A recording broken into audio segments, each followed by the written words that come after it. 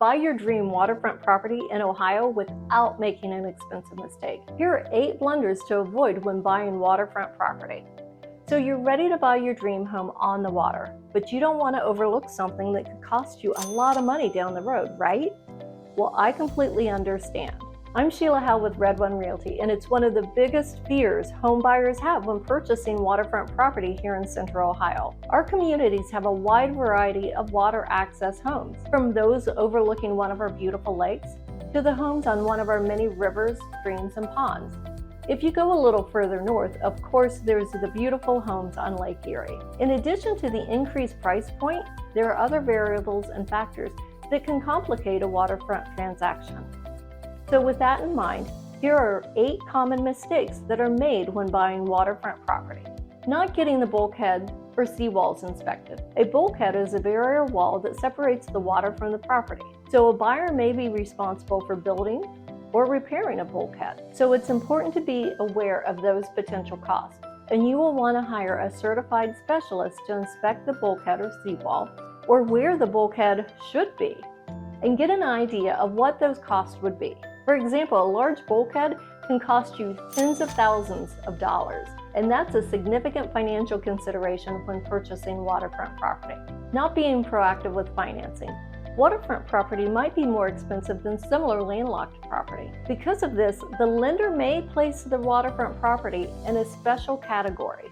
These loans typically take longer to underwrite, so waiting to the last minute to obtain financing may drag out the sale and could cost you the deal. Number 3, neglecting to consider the flood insurance cost. Flood insurance can be downright expensive. Before making an offer on a property, you should consult a qualified insurance provider to get a quote. Take that into account when you're thinking about your monthly payments. And again, flood insurance premiums may rise, so don't forget that. Number 4, neglecting to find out if buyers can make improvements to the property. Part of the appeal of owning waterfront real estate is being able to use it recreationally. But research should be done to determine what the city or township will allow regarding construction.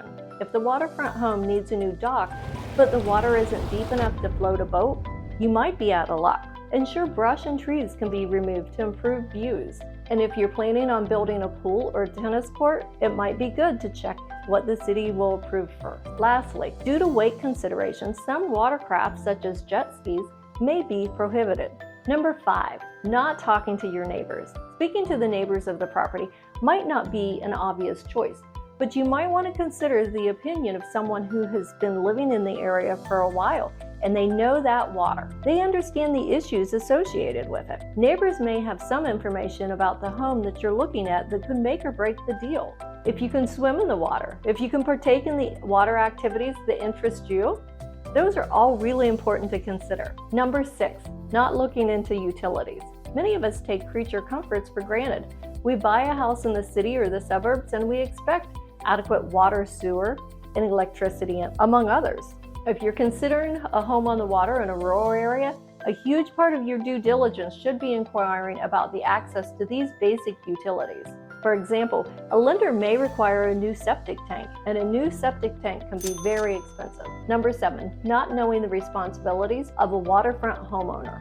Homeowners will have certain expected responsibilities, and your local city will have ordinances that waterfront homeowners are expected to follow as well. Number 8, last but not least, not pulling permits on docks and outbuildings. Just because a dock conveys with the property doesn't mean that it was permitted and doesn't necessarily mean that the homeowners have the right to use it. Make sure that the dock and any attachment to the land are properly and legally permitted.